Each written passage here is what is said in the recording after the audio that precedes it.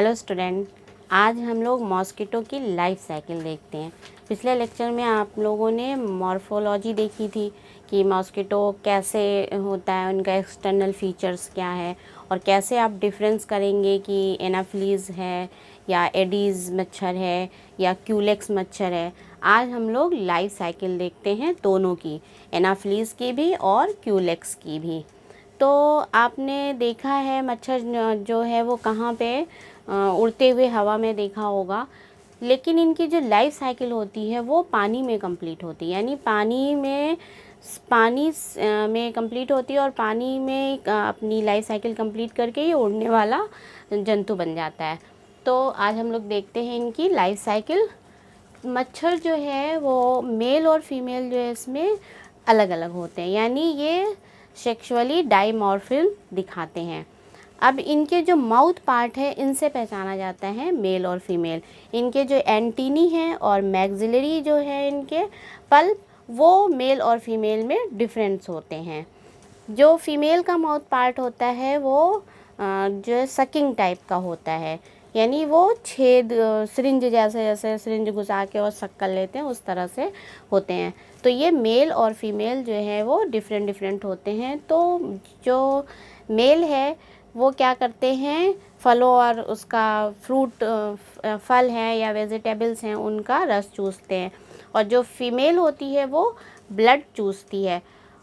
इनकी जो मच्छर की लाइफ साइकिल है वो लगभग 2 से अंडे देने के बाद यानी 10 दिन में कंप्लीट हो जाती है। अब सबसे पहले इनके लाइफ साइकिल में डिफरेंट स्टेज देखने को मिलते हैं। 4 स्टेज इनके लाइफ साइकिल में देखने को मिलते हैं। एग स्टेज, उसके बाद लार्वा स्टेज, फिर प्यूपा स्टेज और तीसरा इमेगो यानी एडल्ट स्टेज होती है। अब देखते हैं सबसे पहले कॉपुलेशन। तो कॉपुलेशन कहाँ होता है, हवा में होता है। तो मेल और फीमेल मच्छर जो है उड़ने के समय क्या करते हैं, कॉपुलेशन करते हैं यानी मैथुन करते हैं। अब फीमेल जो है इनकी जो है वो अंडे देने से पहले क्या करती है, ब्लड सक करती है यानी ब्लड चूसती है। अब जो निषेचित मच्छर फीमेल है इनकी वो क्या करेगी, अंडे देने से पहले ब्लड चूसेगी। मच्छर की जो लाइफ साइकिल में जो स्टेज होती है वो कितनी होती है, 4 अवस्थाओं में पूर्ण होती है, यानी मॉस्किटो की लाइफ साइकिल जो है वो 4 स्टेज में कंप्लीट हुई। कौन कौन सी, egg stage, larva stage, pupa stage और एडल्ट या से इमेगो स्टेज में कंप्लीट होती है। तो अब बात करते हैं एग की। सबसे फर्स्ट स्टेज क्या है, एग। एग जो है वो निषेचित मादा मच्छर रुके हुए पानी की सतह पे 100 से लगभग 200 तक अंडे देती है, यानी चाहे वो एनाफ्लीज की जो फर्टिलाइज फीमेल है वो या क्यूलेक्स की फर्टिलाइज फीमेल हो, वो पानी के सरफेस पे अंडे देगी। और कितने देगी, लगभग 100 से 200 तक अंडे देती है। अब एनाफ्लीज के जो अंडे होते हैं वो जो दिए जाते हैं वो कैसे, सिंगल यानी एक एक करके दिए जाते हैं और जो पानी की सतह पे तैरते होते हैं। और ये किस कलर के होते हैं, काले रंग के होते हैं और नौकाकार होते हैं, यानी वो आगे की तरफ थोड़ा सा पॉइंटेड और पीछे बीच में फ्लोट करने के लिए एयर फ्लोट उसमें लगा रहता है। तो फीमेल एनाफ्लीज जो अंडे देगी उनके अंडे कैसे होंगे, काले रंग के होंगे और नौकाकार होंगे, और ये सिंगल यानी एक एक करके देती है। लेकिन जो क्यूलेक्स फीमेल है ये क्या करती है, झुंड में अंडे देती, यानी अंडे जो ले करेगी तो वो पिछली टांगों से वो ऐसे खड़ा करके उसको सट चिपकाते जाती है। तो इनके अंडे जो है वो कैसे होंगे, एक क्लस्टर यानी गुच्छे के रूप में होते हैं, और वो इस तरह से खड़े मीन्स इस तरह से ऐसे चिपकाते जाती है। तो देखने में जैसा लगता है इस तरह से ये चिपकाते जाएगी। तो पूरा ये क्या हो गया, क्लस्टर यानी गुच्छे की तरह अंडे देती है, और देखने में ये राफ्ट की तरह, जैसे नदी में बहता हुआ कोई राफ्ट हो उस तरह से ये देखने में लगते हैं। और ये क्या, ये भी फ्लोटिंग होते हैं, लेकिन ये क्या है, क्लस्टर होते हैं, एक में गुच्छा बने रहेंगे। जो एडीज़ के फीमेल के जो अंडे हैं, एडीज़ मॉस्किटो के, उनके अंडे क्या सिंगली दिए जाते हैं, लेकिन वो तैरते नहीं हैं, मीन्स वो कहीं किसी जैसे जो भी एक्वेटिक एल्गी है या कोई लकड़ियां हैं या किनारे कोई घास पतवार कुछ है तो उनसे वो चिपके रहते हैं, वो तैरते नहीं हैं। तो ये तो थी इनके अंडे की बात हो गई। अब इनमें एनाफिलीज जो है वो कैसे देती हैं अंडे? सिंगल दिए जाते हैं जो सतह पे उतराते रहते हैं। क्यूलेक्स के अंडे कैसे होते हैं? शिगार शेप्ड के होते हैं और समूहों में दिए जाते हैं जो रॉफ्ट के कहलाते हैं, और वे इस तरह से समुद्री बेड़े या रॉफ्ट कहलाते हैं। एडीज़ जो है, एडीज़ कैसे होते हैं? ये भी एडीज़ के तो एनाफिलीज की तरह दिए जाते हैं, यानी सिंगल सिंगल दिए जाते हैं, लेकिन ये क्या हैं? तैरते नहीं हैं। एडीज़ के जो एग है वो तैरते नहीं हैं और ये भी शिगार शेप्ड होते हैं। अब अंडों से 2 या 3 दिन के बाद इनसे क्या निकलता है? लार्वा निकलता है, यानी सेकेंड स्टेज क्या हो गई? लार्वा की स्टेज हो गई। तो अंडों से 2-3 दिन के बाद क्या निकलेगा? लार्वा निकलेगा। अब ये लार्वा जो है ये कैसा होता है? पूर्णतः जली होता है, यानी टोटल एक्वेटिक होता है, पानी में तैरता है और वहीं पे खाता पीता भी है। इसमें क्या होंगे? इनकी जो बॉडी है होगी वो 3 पार्ट में बटी होगी। हेड हो गया और थोरेक्स हो गई और क्या हो गया? एब्डोमेन। तो ये उसमें जो हेड है इनमें कंपाउंड आइज होगी, एंटीनी होते हैं और मैंडिबल यानी चबाने वाले उपांग होते हैं। और जो थोरेक्स है वो बड़ा सा, जो बड़ा सब बड़ा भाग होता है वो थोरेक्स होता है, और एब्डोमेन जो होते हैं इनके वो 9 सेगमेंट वाले होते हैं। तो ये टोटल क्या है? एक्वेटिक है और ये एल्गी है, डाइएटम्स है, या इसको ये खाते हैं लार्वा। तो अब लार्वा की बात, सेकेंड स्टेज क्या हो गई? लार्वा। लार्वा कैसे? ये पूर्णतः जली होते हैं और कैसे हो गए? पारदर्शी होते हैं। इसे रिगुलर कहते हैं। रिगुलर इसलिए कहते हैं क्योंकि इसमें रिगुलर मूवमेंट होता है, इस वजह से इसे क्या बोलते हैं? रिगुलर कहते हैं। इनके शरीर जो है, उनका शरीर जो है 3 भागों में बटा होता है, हेड, थोरेक्स और एब्डोमेन। 3 भागों में बटा हो गया। हेड जो है वो कैसा होता है? बड़ा होता है और इनमें 2 कंपाउंड आइज, 2 एंटीनी और क्या होते हैं? चबाने वाले उपांग, चबाने वाले मुखांग होते हैं, यानी मैंडिबल होता है। एब्डोमेन जो होता है वो कैसा होता है? 9 सेगमेंटेड होता है, यानी 9 सेगमेंट का बना होता है।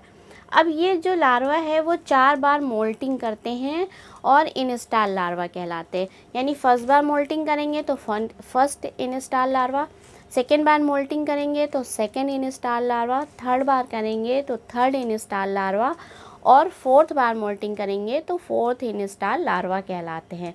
अब ये फोर्थ इनस्टाल लार्वा जो है ये किस में चेंज हो जाता है? प्यूपा में।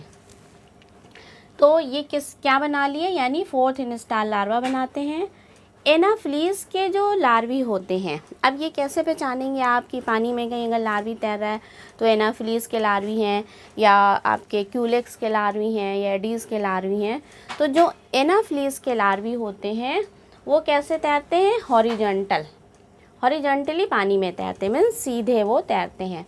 और जबकि एडीज़ और क्यूलेक्स और एडीज़ के जो लार्वी हैं तो वो हेड नीचे करके, मीन्स हेड जो है पानी में डुबा लेते हैं और उस तरह से तैरते हैं, यानी हेड को नीचे करके वो तैरते रहते हैं। तो इससे आप पहचान जाएंगे कि ये एडीज़ और क्यूलेक्स के हैं और ये एनाफिलीज है। यानी एनाफिलीज के पानी के सरफेस पे तैरेंगे लार्वी, और एडीज़ और क्यूलेक्स के वो हेड जो है अंदर डुबा के ऐसे तैरेंगे। अब इनके जो जब हेड पानी में डुबा के तैरेंगे तो ये रेस्पिरेशन कैसे करेंगे? तो रेस्पिरेशन के लिए इसमें क्या है? मॉडिफिकेशन होता है। तो इनके 8th सेगमेंट में जो है वो क्या पाए जाते हैं? साइफन ट्यूब पाई जाती है। 9 सेगमेंट का होता है तो 8th सेगमेंट यानी 8वें सेगमेंट पे क्या होती है? साइफन ट्यूब होती है, जिससे वो क्या करते हैं? रेस्पिरेशन करते हैं। अब ये जो लार्वी हैं, लार्वी क्या करते हैं? 5 से 7 दिन बाद किस में चेंज हो जाते हैं? प्यूपा में बदल जाते हैं। यानी वो 4 बार मोल्टिंग करेंगे और क्या बना लेंगे? फोर्थ इनस्टाल लार्वा बना लेंगे। 5 से 7 दिन के अंदर फोर्थ इनस्टाल लार्वा बन जाता है। तो ये लार्वा अब क्या करेगा? प्यूपा में 5 से 7 दिन बाद प्यूपा में बदल जाता है। तो थर्ड स्टेज क्या हो गई इनकी? प्यूपा। प्यूपा जो होता है वो कामा शेप्ड होता है, यानी आगे थोरेक्स होता है और एब्डोमेन होता है, हेड नहीं होता है, यानी 2 ही पार्ट होते हैं। तो प्यूपा कैसा है? यह कामा शेप्ड है और ये भोजन नहीं करता है, यानी इनमें माउथ और एनस नहीं होते हैं। तो ये कैसा होता है, कॉमा शेप्ड, और ये भोजन नहीं करता, यानी माउथ और एनस इसमें नहीं होते।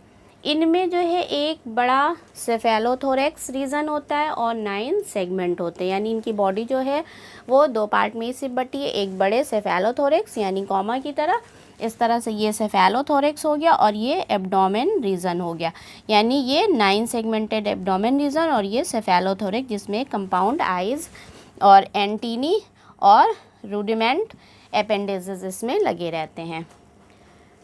अब ये जो इनमें सेफेलोथोरैक्स होता है वो कैसा होता है, बड़ा होता है काफ़ी, और सेफेलोथोरैक्स काफ़ी बड़ा होता है, और उसके ऊपर यानी थोरैक्स के ऊपर क्या होती है, रेस्पिरेटरी ट्रम्पलेट होती है। तो रेस्पिरेटरी ट्रम्पलेट इस पे यहाँ पे इस तरह से ये लगे रहते हैं, मीन्स ये रेस्पिरेटरी 2 रेस्पिरेटरी ट्रम्पलेट लगे रहते हैं जिससे वो रेस्पिरेशन करते हैं। अब ये जो स्टेज है ये इनमें क्या होगा, मेटामॉर्फोसिस, यानी प्यूपा में 2 या 3 दिन बाद, प्यूपा स्टेज जो होती है वो 2 या 3 दिन तक रहती है। इसके बाद ये इनकी जो स्किन है, जो त्वचा है वो फट जाती है, और इनसे इनके अंदर से पंख वाले जो हैं वो इमेगो बाहर निकल जाते हैं। तो ये एक्वेटिक, टोटल एक्वेटिक है, लेकिन इनसे क्या निकल रहे हैं, पंख वाले इमेगो निकल रहे हैं। तो वो 2 या 3 दिन के बाद इनसे इमेगो निकल के और कुछ देर बाद वो उड़ जाते हैं। तो प्यूपा स्टेज में, और इस स्टेज को क्या कहते हैं, टम्बलर बोलते हैं, ठीक है। ये स्टेज क्या बोली जाती है, टम्बलर बोली जाती है। और उनसे तो टम्बलर में क्या हो रहा है, मेटामॉर्फोसिस करके एडल्ट यानी इमेगो में बदल जाते हैं। ये इस एडल्ट को क्या बोलते हैं, इमेगो कहते हैं। फीमेल जो मॉस्किटो की लाइफ साइकिल, यानी अब मच्छर कितने दिन तक रह सकता है, तो फीमेल की लाइफ साइकिल में जो इनकी टाइम पीरियड होता है, यानी फ़ीमेल कितने दिन तक ज़िंदा रह सकता है, तो फीमेल ज़्यादा समय तक थोड़ा ज़िंदा रहती है कंपेयर देन मेल के।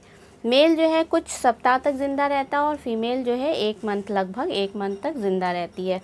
तो फीमेल मॉस्किटो जो है उसकी लाइफ स्पॉन कितनी होती है, लगभग 1 महीना, और मेल की जो लाइफ स्पॉन है वो कितनी होती है, कुछ सप्ताह यानी कुछ वीक तक ही ये ज़िंदा रहते हैं। अब डायग्राम से आपको और क्लियर हो जाएगा, डायग्राम से देख लें तो हम समझा देते हैं। ये और ये 2 लाइफ साइकिल आप यहाँ से देख रहे हैं, ठीक है। ये एक ये है और एक ये है, एक ये लाइफ साइकिल और एक ये लाइफ साइकिल है। इनमें कैसे पहचानेंगे कि कौन एनाफिलीज की है और कौन क्यूलेक्स की है। तो क्यूलेक्स जो अंडे देते हैं वो कैसे देते हैं, ग्रुप में, यानी क्लस्टर, झुंड में रहते हैं उनके अंडे। इस तरह से खड़े खड़े वो पिछले टांगों से खड़ा कर करके अंडे को चिपकाते जाती है, और ये भी तैरते रहते हैं।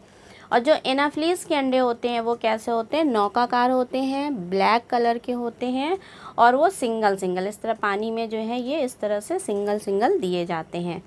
तो ये किसकी लाइफ साइकिल हो गई, एनाफिलीज की हो गई, क्योंकि अंडे कैसे हैं, नौकाकार हैं और सिंगल सिंगल दिए जा रहे हैं।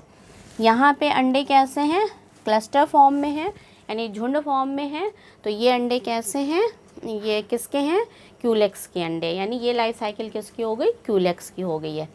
एक चीज़ और, इनके जो लार्वी हैं, क्यूलेक्स के लार्वी या एडीज के लार्वी जो होते हैं वो जब पानी के सरफेस पे तैरते हैं, क्योंकि लार्वी क्या है, टोटल एक्वेटिक होता है और ये खाता पीता है, एक्टिव होता है। तो ये जब तैरेंगे तो अपना हेड जो है नीचे की तरफ डाउनवर्ड, यानी नीचे पानी में अंदर करके तैरते हैं। तो इनके 8वें साइफन पे ये इस पे क्या होता है, रेस्पिरेटरी ट्यूब होती है, यानी साइफन होता है, रेस्पिरेटरी साइफन होता है 8वें सेगमेंट पे। तो इससे आप पहचान जाएंगे। इसमें क्या होता है, ये पानी के सरफेस पे कैसे तैरेंगे, हॉरिजॉन्टल। तो एनाफिलीज में हॉरिजॉन्टली तैरते हैं।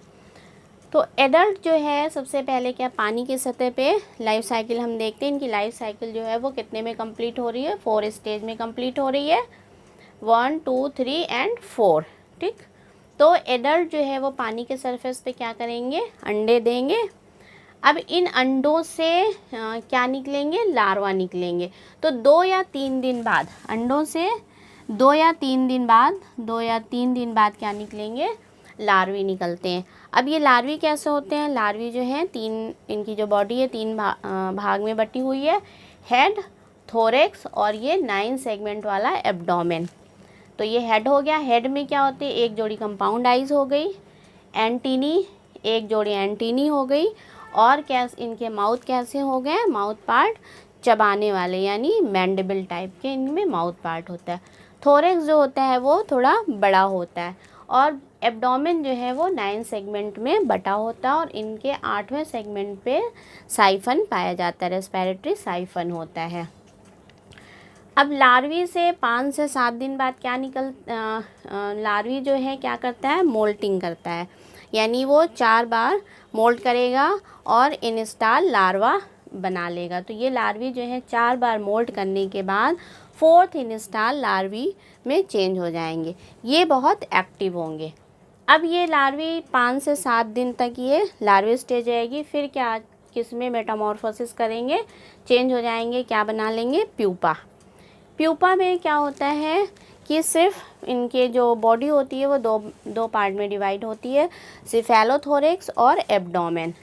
सिफेलोथोरेक्स जो है वो काफ़ी बड़ा होता है, और इसके थोरेक्स पे जो है वो रेस्पिरेटरी ट्रम्पेल होते हैं। तो ये 2 रेस्पिरेटरी ट्रम्पेल है जो क्या बोलते हैं, पानी में रेस्पिरेशन करने काम आते हैं। और प्यूपा स्टेज जो है वो इनएक्टिव होती है, यानी तैरते नहीं हैं और ना ही ये खाते और पीते हैं। तो इसलिए इसमें ना एनस होती है ना माउथ पार्ट होता है। इनमें क्या होंगे? कंपाउंड आइज होगी, एंटीनी होंगे और रूडिमेंट एपेंडेजेस होते हैं, और एब्डोमेन जो है वो 9 सेगमेंट में बटा रहता है।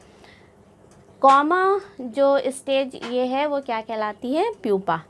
प्यूपा से 2-3 दिन बाद जो है इसमें मेटामॉर्फोसिस होता है, और क्या बन जाते हैं? इमेगो बन जाते हैं, यानी पंख वाले इमेगो इसके अंदर रहते हैं। अब ये प्यूपा की स्किन जो है वो फट जाती है, और इनसे इमेगो जो है वो बाहर निकल आता है, और कुछ समय बाद वो एडल्ट में जो है वो उड़ जाता है, यानी इमेगो ही एडल्ट कहलाते हैं। वो कुछ समय बाद वो उड़ जाते हैं। तो ये तो इनकी लाइफ साइकिल थी। वही सब स्टेज इसमें भी है, सिर्फ क्या है कि इनकी लार्वी जो है वो थोड़ा डिफरेंट है, और इनका एग जो है वो डिफरेंट है। तो ये तो था मॉस्किटो की लाइफ साइकिल। नेक्स्ट लेक्चर में हम लोग देखेंगे इनका कंट्रोल, कि कैसे हम मॉस्किटो को कंट्रोल करेंगे। Thank you.